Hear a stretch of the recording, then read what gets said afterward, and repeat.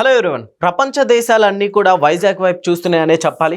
అయితే అసలుకి ఇప్పుడు 14-15 రోజులు ఏం జరగబోతుంది, సో ఒకసారి తెలుసుకునే ప్రయత్నం చేద్దాం. ప్రస్తుతం మనతోటి జర్నలిస్ట్ శేషరావు గారు ఉన్నారు. ఇంటర్వ్యూలోకి వెళ్ళిపోదాం. Hello sir. హలో సార్, నిజంగా భారతదేశం మొత్తం కూడా అటువైపు చూస్తుందనే చెప్పాలి. ఆ రోజు మనం ఎలాంటి బ్రేకింగ్ న్యూస్లు చూడొచ్చు? భారతదేశం కాదు, టోటల్గా ప్రపంచవ్యాప్తంగా మొత్తం వైజాగ్ వైపు చూస్తున్నారు. అవును. ఇది వినడానికి కొంత అతిశయోక్తిగా అనిపించవచ్చు కొంతమందికి, కానీ వైజాగ్ వైపు ప్రపంచం చూస్తుంది, భారతదేశం కాదు ప్రపంచం చూస్తుంది. కానీ కారణం ఏంటంటే ఇటీవల కాలంలో Google data centre, AI data centre వచ్చింది అక్కడికి. ఆ రోజు నుంచి వైజాగ్ని సెట్ చేసేటువంటి వాళ్ళు మనం గూగుల్లో గమనిస్తే కనుక అర్థమవుతుంది వైజాగ్ గుడ్ విల్ ఎంత పెరిగింది, వైజాగ్ క్యాపబిలిటీ ఏంటి అనేది. సో కాబట్టి గూగుల్ ఏఐ డేటా సెంటర్ ఎప్పుడైతే ఒప్పందం కుదిరిందో ఆ రోజు నుంచి వైజాగ్ వైపు అందరూ చూస్తున్నారు. ఇప్పుడు దానికి తోడుగా పారిశ్రామిక సదస్సు జరుగుతుంది. 14-15 తారీఖుల్లో పారిశ్రామిక సదస్సు పెద్ద ఎత్తున జరుగుతుంది. ప్రపంచంలో ఉండేటువంటి టాప్ 200 కంపెనీస్లో ఉండేటువంటి వాళ్ళు హాజరు కాబోతున్నారు. దాదాపు కొన్ని వందల మంది, కొన్ని వందల కంపెనీ, దాదాపు 1000 కంపెనీలకు సంబంధించినటువంటి ప్రతినిధులు అక్కడ హాజరు కాబోతున్నారు ప్రపంచవ్యాప్తంగా. ఈ సదస్సుని విజయవంతం చేయడానికి, ఈ సదస్సుని గ్లోబల్గా దాన్ని గ్లోబల్ హంగు తీసుకురావడానికి, గ్లోబల్గా బాగా ప్రాచుర్యం పొందడానికి భారీ ఏర్పాట్లు చేశారు. అక్కడ భారీ ఏర్పాట్లు చేశారు. 13వ తారీఖున రేపు సాయంత్రం, 13 అంటే రేపు సాయంత్రం ఉపరాష్ట్రపతి రాబోతున్నారు. ఉపరాష్ట్రపతి దాన్ని ప్రారంభిస్తారు. రేపు నైట్కి చంద్రబాబు నాయుడు గారు విందు ఇస్తున్నారు. అక్కడికి వచ్చేటువంటి వాళ్ళకి విందిస్తారు. మరుసటి రోజు నుంచి ఇక పరిశ్రమలు, వివిధ రకాల పరిశ్రమలు సంబంధించినటువంటి ఇన్ఫర్మేషను, వాళ్ళ తర్వాత వాళ్ళ కంపెనీలు, ఎవరైతే కంపెనీలు వస్తున్నారో ఆ కంపెనీలకు సంబంధించిన ప్రొఫైల్స్ అవన్నీ చెకింగ్ ఇవన్నీ ఉంటాయి ప్రాసెస్. సార్, ఇది మొత్తానికి క్రెడిట్ ఎవరికి దక్కుతుందంటే ఏం చెప్తారు సార్?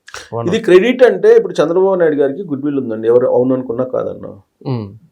సుదీర్ఘమైనటువంటి రాజకీయ ప్రయాణంలో ఆయనకంటూ ఒక ప్రత్యేకమైనటువంటి గుర్తింపు జాతీయ స్థాయిలో ఉంది, అలాగే ప్రపంచంలో ఉండేటువంటి తెలుగు వాళ్ళల్లో ఉంది. తెలుగు వాళ్ళనే కాదు, ప్రపంచవ్యాప్తంగా బిల్ గేట్స్ లాంటి వాళ్ళు కూడా చంద్రబాబు నాయుడు గారిని ప్రశంసిస్తున్నారు కదా. బిల్ క్లింటన్ ప్రశంసిస్తున్నారు కదా. బిల్ క్లింటన్ ఆయన సీఎంగా యునైటెడ్ ఆంధ్రప్రదేశ్ ఉన్నప్పుడు ఇక్కడికి వచ్చారు కదా. సో కాబట్టి ఇంటర్నేషనల్గా ఆయనకు ఒక బ్రాండ్ నేమ్ ఉంది. ఆ బ్రాండ్ నేమ్ ఇప్పుడు ఆంధ్రప్రదేశ్కి ఉపయోగపడుతుంది. రీసెంట్ వరకు కూడా ఉమ్మడి ఆంధ్రప్రదేశ్ విడిపోయినప్పటికీ కూడా ఆంధ్రప్రదేశ్ అనేది ప్రత్యేక స్టేట్ అనేది ఒకటి ఉంది అనేది గుర్తింపు పెద్దగా లేదు ప్రపంచంలో. ఒకవేళ ఆంధ్రప్రదేశ్ అనేది ఉన్నా, విడిపోయిందని తెలిసినా కానీ దానికి రాజధాని ఏది అని అడిగేవాళ్ళు అందరూ. దానికి రాజధాని ఏది అనేది లేదు కదా. ఇవాళకి కూడా అమరావతి రాజధాని అనేది అన్ని పార్టీలు చెప్తున్నాయి. అలాగే రాజధాని అమరావతి కేంద్రంగా చేసుకుని నిర్మాణాలు చాలా వేగవంతంగా జరుగుతున్నాయి, ఇవన్నీ జరుగుతున్నాయి. కానీ గెజిట్ ఇప్పటి వరకు కేంద్ర ప్రభుత్వం ఇవ్వాల. సో ఇస్తారు, గెజిట్ ఇస్తారు. ఆ గెజిట్ కోసమే అక్కడ ఉండేటువంటి రైతులు కూడా అడుగుతున్నారు, మీరు గెజిట్ తీసుకురండి రాజధాని అని చెప్పేసి. సో కాబట్టి ఆంధ్రప్రదేశ్ ఒక అనాదిగా అప్పట్లో ఉండేది. 2019 నుంచి 2024 మధ్యలో దాన్ని శ్మశానం అన్నారు, అమరావతిని ఎడారి అన్నారు, రకరకాలుగా మాట్లాడారు దాని గురించి. సరే, ఆంధ్రప్రదేశ్లో ఇండస్ట్రియలిస్టులు వచ్చారా, ఇండస్ట్రీ వచ్చిందా 2019-24 మధ్యలో అంటే జగన్మోహన్ రెడ్డి గారికి తెలిసినంత వరకు కొంతమందిని తీసుకొచ్చారు. కానీ వాళ్ళు ఎలాంటి వాళ్ళని తీసుకొచ్చారు, వాళ్ళు వచ్చినటువంటి వాళ్ళు పెట్టుబడులు పెట్టారంటే చాలా తక్కువ మంది పెట్టుబడులు పెట్టారు.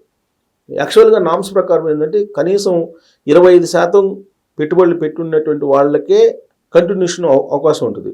లేదంటే మళ్ళీ తిరిగి ఆ భూములు కానీ రాయితీలకు సంబంధించినటువంటివి కానీ మొత్తం వెనక్కి తీసుకుంటుంది ప్రభుత్వం. సో జగన్మోహన్ రెడ్డి గారు తెచ్చినటువంటి కంపెనీలు ఏమున్నాయో కానీ పంపించినటువంటి కంపెనీలు ఫెమిలియర్గా కనిపిస్తున్నాయి.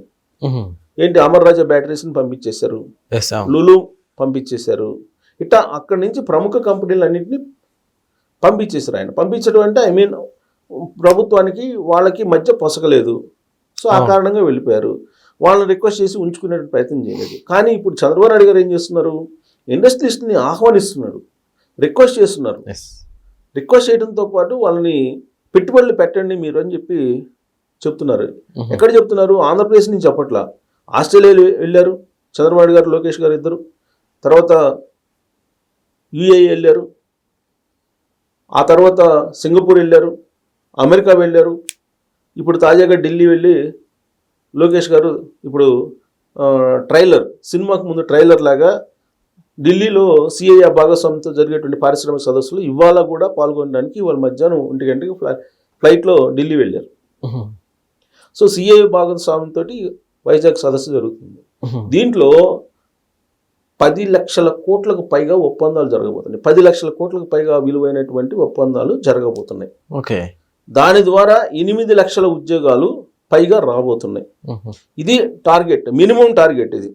రేపు ఆ పారిశ్రామిక సదస్సులో ఇంతకన్నా ఎక్కువ వస్తే ఆశ్చర్యపోవాల్సిన అవసరం లేదు. కానీ మినిమం టార్గెట్ 10 లక్షల కోట్ల రూపాయలు విలువైనటువంటి ఒప్పందాలు జరగాలని, 8 లక్షల ఉద్యోగాలు వచ్చేలాగా దానికి ప్లాన్ చేశారు. ఇది సాధ్యమా అని అంటే చంద్రబాబు నాయుడు గారు ఏం చెప్తున్నారు? ఇది సాధ్యమే అని చెప్తున్నారు. లోకేష్ గారు ఏం చెప్తున్నారు? ఇది ఈజీ అని చెప్తున్నారు. ఎందుకు? ఇప్పటి వరకు ఈజ్ ఆఫ్ డూయింగ్ బిజినెస్ అనేది రాష్ట్రాలన్నీ కూడా అమలు చేస్తున్నాయి. సింగిల్ విండో విధానం ద్వారా పర్మిషన్స్ ఒకటి ఇవన్నీ చేస్తున్నారు. కానీ ఈజ్ ఆఫ్ డూయింగ్ బిజినెస్ని కాస్త స్పీడ్ ఆఫ్ డూయింగ్ బిజినెస్గా మార్చేసింది ఆంధ్రప్రదేశ్. స్పీడ్ ఆఫ్ డూయింగ్ బిజినెస్తో పాలసీగా మార్చడంతో పాటు స్పీడ్ ఆఫ్ ఎగ్జిక్యూటింగ్ ఆ దిశకి వెళ్ళారు. ఇప్పుడు స్పీడ్ ఆఫ్ డూయింగ్ బిజినెస్తో పాటు స్పీడ్ ఆఫ్ ఎగ్జిక్యూటింగ్ అంటే ఒప్పందాలు కుదుర్చుకోవటమే కాదు, ఒప్పందాలతో పాటు దాన్ని ఆ కంపెనీని ఇమీడియట్గా లాంచ్ చేసేలా, ఇమీడియట్గా పెట్టుబడులు పెట్టించి ల్యాండ్ అయ్యేలాగా స్పీడ్ ఆఫ్ ఎగ్జిక్యూటింగ్ అన్నారు.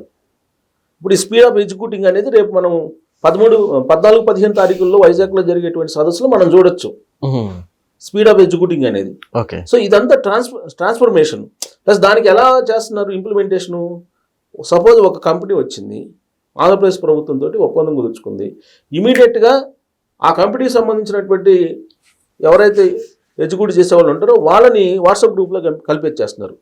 ఆ వాట్సాప్ గ్రూప్ ఎవరిది? ఒక 25 మంది వివిధ డిపార్ట్మెంట్లకు సంబంధించినటువంటి వాళ్ళతోటి కూడినటువంటి వాట్సాప్ గ్రూప్.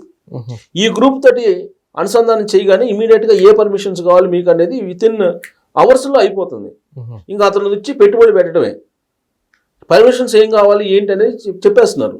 అందుకే చంద్రబాబు గారు ఒకటి చెప్పారు, మీకు బ్లాంక్ చెక్ రాసిస్తాం, మీరు వచ్చి పెట్టుబడులు పెట్టండి, మీకు ఏం కావాలో అది చేస్తాం. బ్లాంక్ చెక్ మీన్స్ మీకు ఏం కావాలో నేను అది చేస్తా అని చెప్పారు.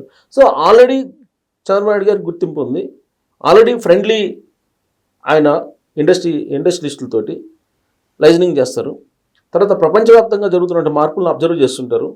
ప్లస్ అపారమైనటువంటి వనరులు ఉన్నాయి ఆంధ్రప్రదేశ్లో, ఇన్ఫ్రాస్ట్రక్చర్ ఉంది. కావాల్సింది ఏంది? పెట్టుబడులు పెట్టే ఇండస్ట్రియలిస్టులే కావాలి. సో వాళ్ళని ఆహ్వానించడానికి 14-15 తారీఖులో వైజాగ్లో సదస్సు జరుగుతుంది. 13వ తారీఖు నైట్ నుంచి ఈ మొత్తం ప్రక్రియ ప్రారంభంగా అవుతుంది. దానికి సన్నాహకంగా ఇప్పుడు ఢిల్లీలో లోకేష్ గారు ఉన్నారు, అక్కడ సిఐఏ భాగస్వామ్యంతో జరిగే సదస్సులో పాల్గొన్నారు. సో దానికి భారీ ఏర్పాట్లు చేశారు వైజాగ్లో, ఇంతకుముందు ఎప్పుడు కూడా లేనటువంటి ఏర్పాట్లు చేశారు. జగన్మోహన్ రెడ్డి గారు ఉన్న సమయంలో ఆయన పారిశ్రామిక సదస్సుల్ని ఒకసారి పెట్టారు, గ్లోబల్ సదస్సు అని పెట్టారు, గ్లోబల్ సబ్మిట్ అని. చంద్రబాబు నాయుడు గారు 2014 నుంచి 2019 మధ్యలో 3 సార్లు ఇలాంటి పారిశ్రామిక సదస్సులు పెట్టారు. ఇప్పుడు 4వ సీఎం అయిన తర్వాత ఇప్పుడు ఫస్ట్ టైం జరుగుతుంది. ఓకే. సో గతంలో జరిగినటువంటి ఒప్పందాలు ఏవైతే 3 సార్లు పెట్టినటువంటి సబ్మిట్లో ఆ ఒప్పందాలని రద్దు చేశారు జగన్మోహన్ రెడ్డి గారు అధికారంలోకి వచ్చిన తర్వాత. 2019 నుంచి 2024 మధ్యలో అనేకమైనటువంటి ఒప్పందాలు ఉంటే వాటన్నిటిని క్యాన్సిల్ చేసేసారు, రద్దు చేసేసారు. ఎగ్జిక్యూటివ్ చేసేటువంటి దిశగా వెళ్ళలేదు ఆయన.